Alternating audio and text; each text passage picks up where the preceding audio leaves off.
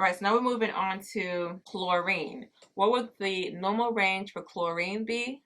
And it is 97 to 107. So how I remember this stat would be, we have a little old lady named Miss Chlorine, and she is 97, and she lives until about 107. So that's how I remember that number. So now we're going to move on to potassium. What is the normal range for potassium?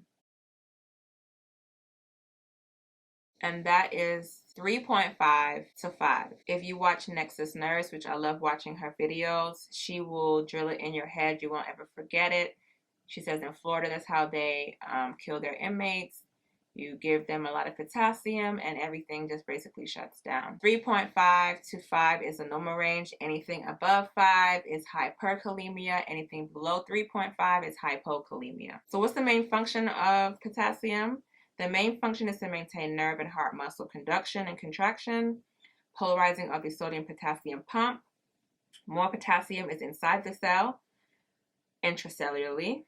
It's influenced by aldosterone, the renin-angiotensin-aldosterone system. Don't forget about that. In the adrenal glands, that keeps in sodium and removes potassium. The leading food sources for potassium will be fruits and vegetables, dried peas and beans, whole grains, milks, meats. All right, potassium can be lost through the kidneys, stool, sweat, and emesis, throwing up.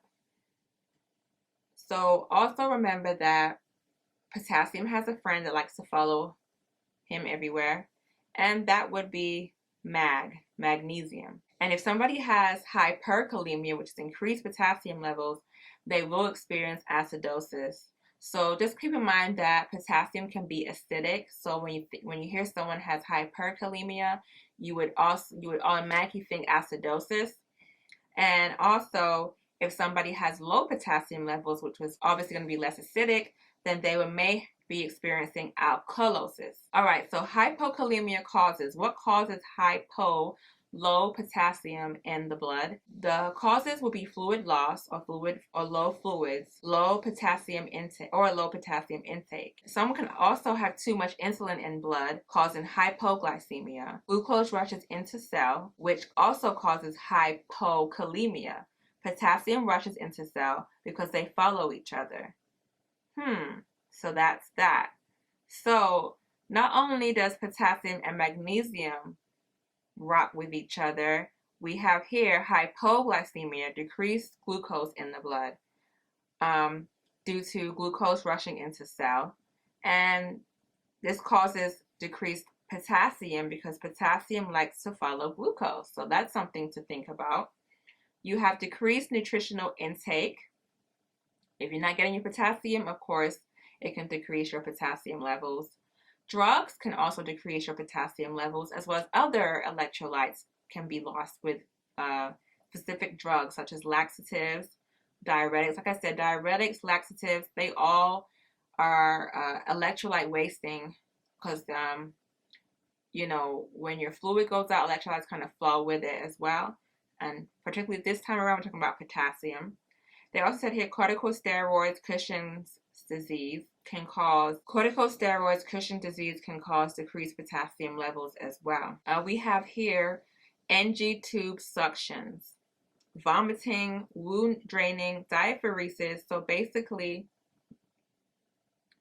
if you are losing fluids, you are losing potassium.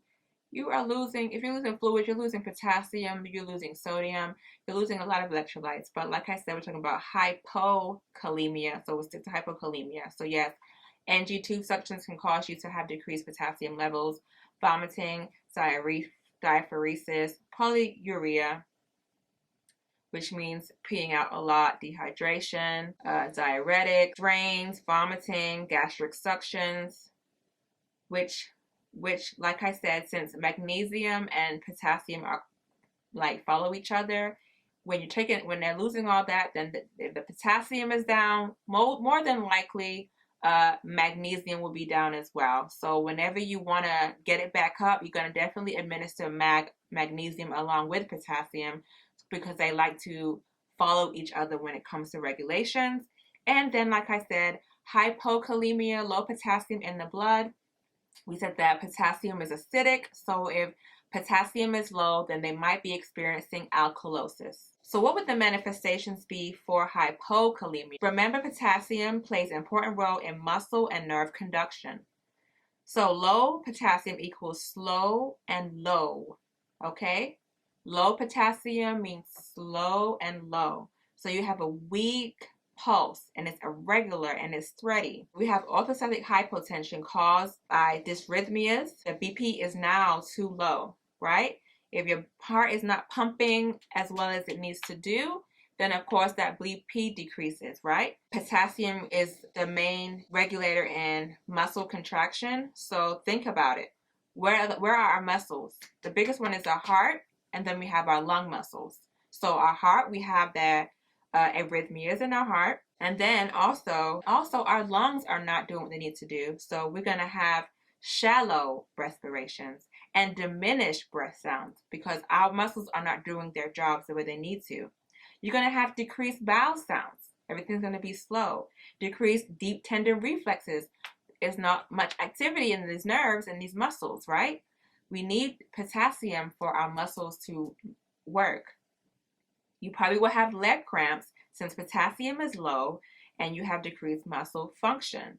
When you are not moving your legs, of course, you will have decreased perfusion and cramps can occur.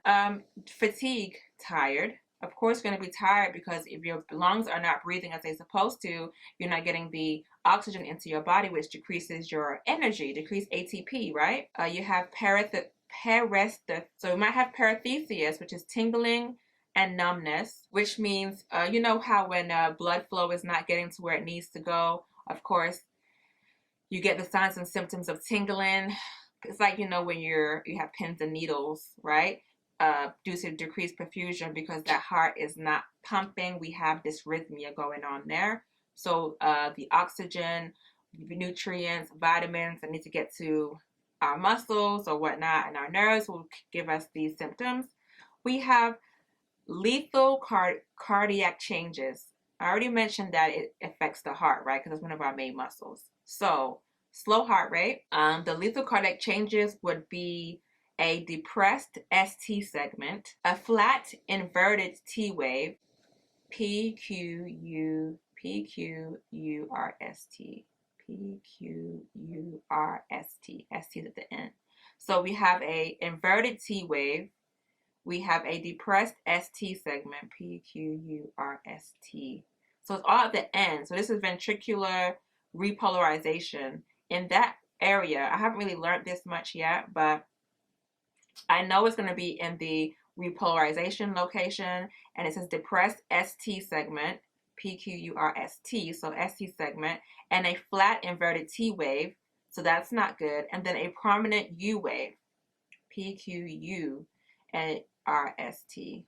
So you have a prominent U wave. They're going to have confusion, which would be a late sign, of course, and then flaccid paralysis. Muscles is not working well, low potassium, of course it's going to be paralyzed. If the potassium is not there to move those muscles, you're going to get paralysis, right? So what would the interventions be for somebody with hypokalemia? We're going to watch heart rate rhythm, the GI, and the respiratory status, right? We're going to check our intake and output. Of course, remember, check our MAG because potassium and MAG are like cool. Don't forget that glucose and potassium like to follow each other as well. So that's a big tip as well. We're going to check our BUN. What is our regular BUN normal range? We haven't learned it yet, but I'm just going to say it out there because repetition is great. It's going to be 10 to 20. That's our regular BUN range. And our creatinine, we're going to check our creatinine levels as well to see if that kidney is working well. That's the main way we can check to see if our kidneys are functioning because the kidneys excrete that creatinine, so we can see if it's functioning properly. Put a cardiac monitor on them. Yes, we need to see how this heart is pumping. We're going to watch for magnesium levels, like I said, because potassium and magnesium go hand in hand. If magnesium level is too low, it will be hard to get potassium level to go up. So must supplement for both.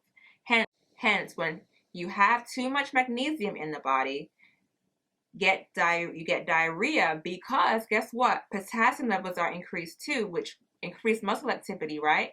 And that large intestine is moving too fast, causing diarrhea. Watch the glucose. Talked about the glucose and potassium as well. And the calcium and sodium levels, because they are also needed for muscle and nerve conduction. So not only is potassium needed for muscle nerve conduction, but sodium, calcium, and magnesium is needed for muscle and nerve conduction. Administer oral supplements of potassium with food because it causes GI upset. Not without food. It has to be with food because it causes GI upset. Potassium less than 2.5. Okay, the normal range, remember, is 3.5 to 5. But if it's less than 2.5, okay, we need to give an infusion. This is huge. All right, and it's got to be done slowly because what I say about potassium, if you have too much, what does it do? It can kill a patient. So we never push IVs for potassium, ever. All right, it's got to be slow. And it's no more than 20 MEQs per hour.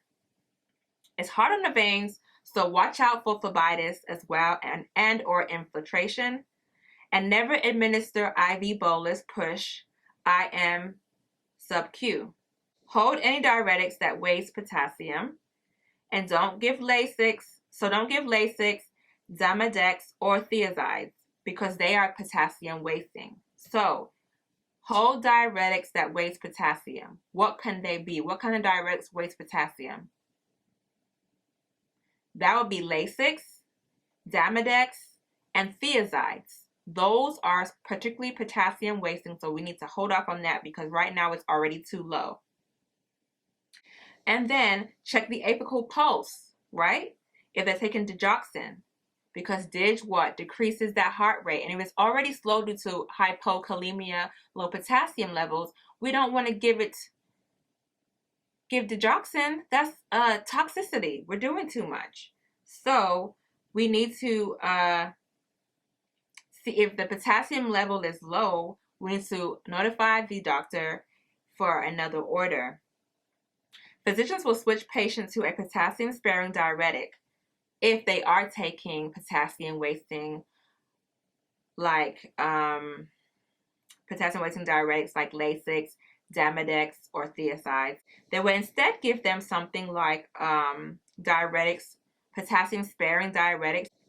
We're going to instruct the patient to eat potassium-rich foods, right? Because we're trying to increase that potassium level. So we're going to tell them to eat potatoes, pork, oranges, tomatoes, avocados, strawberries, spinach, fish, mushrooms, muskmelons, cantaloupe, and also include carrots, raisins, and bananas. Those are a lot to remember. I don't know about remember those, but just know that dark leafy vegetables like spinach have potassium, tomatoes, oranges, pork, potatoes, fish, spinach, mushrooms, cantaloupes, carrots, raisins, and bananas. All right? So what causes hyperkalemia?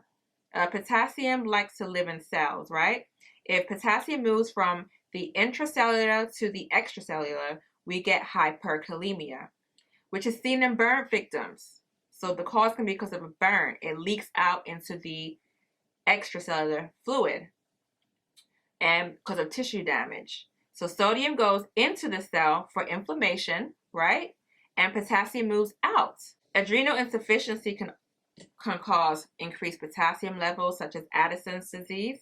And causes can be also renal failure, need to use dialysis pump to put electrolytes back in balance, hypoaldosteronism, if aldosterone is not being used, because aldosterone basically, like I said, keeps in sodium and secretes out that potassium. So if aldosterone is not being used well, then we have increased sodium. We have decreased sodium levels, right? Because it's supposed to keep in sodium. So it's taking out sodium, and of course it's going to keep that potassium. So if hypoaldosterone occurs, that means aldosterone is not keeping in that sodium, it's letting it go. And of course, it's going to hold potassium instead. We have heparin also can cause hyperkalemia, increased potassium levels.